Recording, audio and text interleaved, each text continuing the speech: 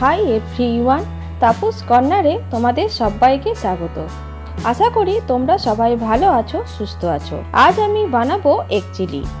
Egg chilli তো সবাই বানাতে জানো, কিন্তু আমি কিভাবে বানাই সেটাই আজ আমি তোমাদের সাথে শেয়ার করব।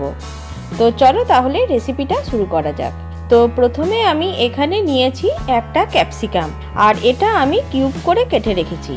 আর নিয়েছি 10 থেকে 12 কোয়া রসুন, আর এটাকে আমি একদম ছোট করে কুচিয়ে নিয়েছি। এরপর নিয়েছি দুটো পেঁয়াজ, আর এটাকেও কিউব করে কেটে রেখেছি। আর নিয়েছি 1 ইঞ্চি আদা আর 4টে কাঁচা লঙ্কা। আর এখানে নিয়েছি 5টা সেদ্ধ ডিম, আর এগুলোকে আমি এইভাবে 4 ভাগ করে কেটে নেব। তো দেখো সব ডিমগুলো আমার কাটা হয়ে গেছে। এবার আমি একটা ব্যাটার বানাবো।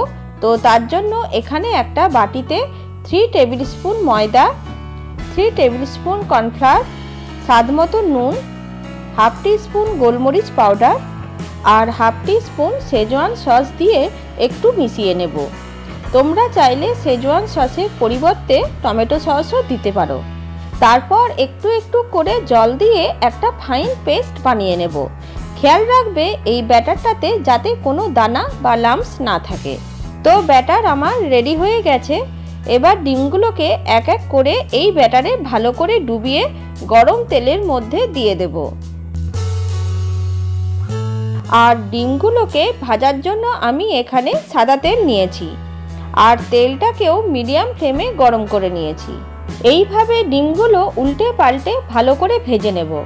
তো দেখো ডিমগুলো আমার ভাজা হয়ে গেছে। এবার এগুলোকে আমি এক এক করে তুলে নেব।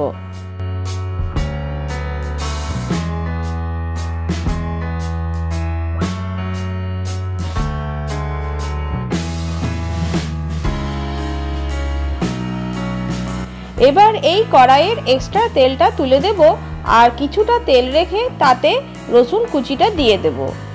রসুনটা আগে একটু নেড়ে নিয়ে তারপর এর মধ্যে আদা কুচিটা দিয়ে আবারও একবার ভালো করে নেড়ে নেব। এবার এর মধ্যে 4টে চেরা কাঁচা লঙ্কা আর কেটে রাখা পেঁয়াজটাকে দিয়ে 1 মিনিট মতো মিডিয়াম ফ্লেমে ভেজে নেব।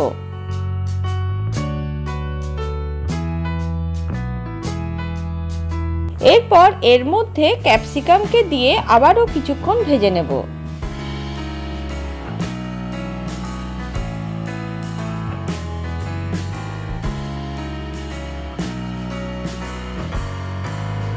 এরপর এর মধ্যে স্বাদ মতো নুন, 3 tablespoon tomato sauce, 1 teaspoon soya sauce আর 1 টেবিল স্পুন শেজওয়ান সস দিয়ে খুব ভালোভাবে পেঁয়াজ আর ক্যাপসিকামের সাথে মিশিয়ে নেব। শেজওয়ান সস যদি না থাকে তাহলে স্কিপও করতে পারো।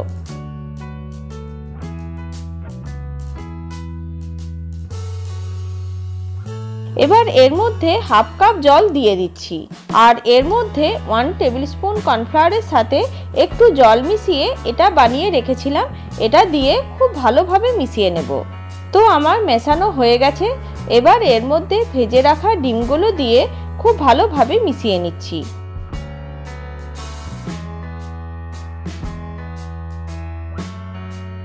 তো দেখো আমার মেশানো হয়ে গেছে। এবার এটাকে ঢাকা দিয়ে লো ফ্লেমে 1 থেকে 1.5 মিনিট মতো একটু রান্না করে নেব। তো দেখো এগ চিলি আমার হয়ে গেছে। এবার এটাকে আমি সার্ভ করে নেব। তাহলে আজকের এই রেসিপিটি তোমাদের কেমন লাগলো অবশ্যই কমেন্ট করে জানিও। আর যদি খুব ভালো লেগে থাকে তাহলে ফ্যামিলি আর ফ্রেন্ডসের মধ্যে শেয়ার করো। আর যদি নতুন বন্ধু হয়ে থাকো তাহলে সাবস্ক্রাইব করার অনুরোধ রইল। আজ তাহলে আসি, আবারও একটা নতুন ভিডিও নিয়ে তোমাদের সাথে দেখা হবে। ততক্ষণ তোমরা ভালো থেকো, সুস্থ থেকো।